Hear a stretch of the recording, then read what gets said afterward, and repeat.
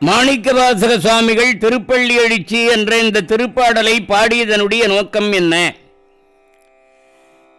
திருப்பள்ளி எழுச்சி என்பது அன்பர்களும் அணுக்கத் தொண்டர்களும் வைகரையிலே துயில் எழுந்து நீராடி இறைவன் முன்னின்று அவனை படுக்கையில் நின்று எழுப்பி தமக்கு அருள் செய்யுமாறு வேண்டி பாடப்படும் பாட்டாகும். இவை சைவ சமயத்தில் மாணிக்கவாசகரால் பாடப்பட்டும், வைணவ சமயத்தில் தொண்டரடிப்பொடி ஆழ்வாரால் பாடப்பட்டும் உள்ளன. திருப்பள்ளி எழுச்சி பாடல்களை பாடி இறைவனை நாம் ஏன் எழுப்ப வேண்டும் என்ற கேள்வி எழும். இறைவனுக்கு உறக்கம் கிடையாது. பிறகு ஏன் எழுப்ப வேண்டும் என்றால், இச்செயல் நாம் ஓய்வு பெறுவதற்காகவே, நாம் வாழ்வதற்காக இறைவனை வாழ்த்துகிறோம். நமச்சிவாய வாழ்க, நாதன் தாழ் வாழ்க, இமைப்பொழுதும் என் நெஞ்சில் நீங்காதான் தாழ் வாழ்க, கோகழி ஆண்ட குருமனிதன் தாழ் வாழ்க, ஆகமமாகி நின்று அன்னிப்பான் தாழ் வாழ்க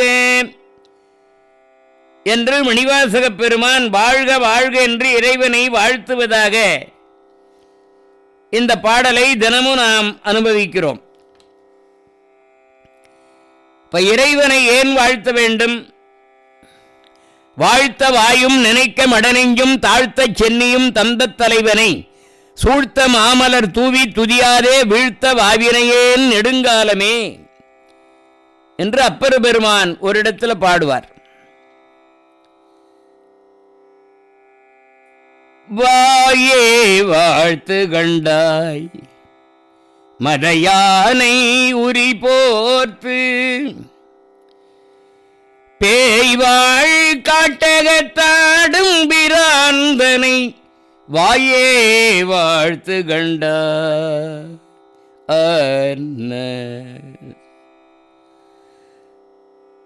வாழ்த்துவதும் வானவர்கள் தான் வாழ்வான் மனம் நின்பால், தாழ்த்துவதும் தான் உயர்ந்து தம்மை எல்லாம் தொழ வேண்டி, சூழ்த்தி மதுகரம் முரலும் தாரோயை நாயடியேன் பாழ்த்த பிறப்பறுத்திடுவான் யானும் உன்னை பரவுவனே உன்னை பரவுவனே. இப்படியெல்லாம் பல இடங்களிலே அருளாளர்கள் இறைவனை வாழ்த்துவதனுடைய நோக்கம் என்ன? இறைவன் திருமுன்னால் நின்று இறைவனை வாழ்த்தினால் நாம் வாழ்வோம். அதே மாதிரிதான் திருப்பள்ளி எழுச்சி பாடுவது. நாம் விழிப்படைந்து தினசரி கடமைகளை ஒழுங்காக செய்து உயர வேண்டும் என்பதற்காக என்று நாம் உணர, ஓய்வு பெற, அதற்காக இறைவனாகிய அந்த எம்பெருமானை எழுப்புவதாக இந்த திருப்பள்ளி எழுச்சி பாடல்களை மணிவாசகப் பெருமான் பாடினார். ஒரு நீளமான தங்க கம்பியிலே எல்லா உலகங்களும் கோக்கப்பட்டிருக்கிறது. பூலோகம், புவர்லோகம், ஜுவர்லோகம், ஜனலோகம், தபோலோகம், மகாலோகம், ஜத்தியலோகம், அதல விதல சுதல ரசாதல இச்சாதல மகாதல பாதாளம் என்கின்ற 14 உலகங்களும் 1000 கோடி அண்டங்களும் வான இந்திரர் ஆதி எண்டிசை காவலர்கள் மதி இரவி ஆதி சுரர் அசுரர் அந்தரவானவாசிகள் மணி உரகர் கருடர்கள் கந்தர்வர்கள் முனிவர்கள் சித்தர்கள் யானை முதல் எறும்பு வரை 84 லட்சம் ஜீவபேதங்களாகிய அனைத்து உயிர்களும், இவை எல்லாமே இறைவனாகிய தங்க கம்பியிலே கோக்கப்பட்டிருக்கின்ற மணிகளைப் போன்று விளங்குகிறது. எல்லா அண்டங்களும் அந்த கம்பியை அசைத்தால் எல்லா அண்டங்களும் அசையும், எல்லா உலகங்களும் அசையும், எல்லா உயிரினங்களும் அசையும்.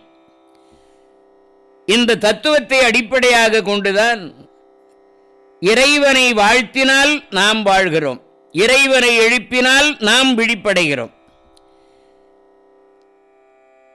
இந்த உயிர் தொகைகள் எல்லாம் அசைவதற்காகவும் விழிப்படைந்து தினசரி செய்ய வேண்டிய கடமைகளை செய்து அவர்கள் ஓய்வு பெறுவதற்காக மாணிக்கவாசக பெருமான் திருப்பள்ளி எழுச்சி என்ற இந்த பாடலை தந்து நம்மையெல்லாம் உய்விக்கின்றார் என்று நாம் எல்லாம் உணர வேண்டும்.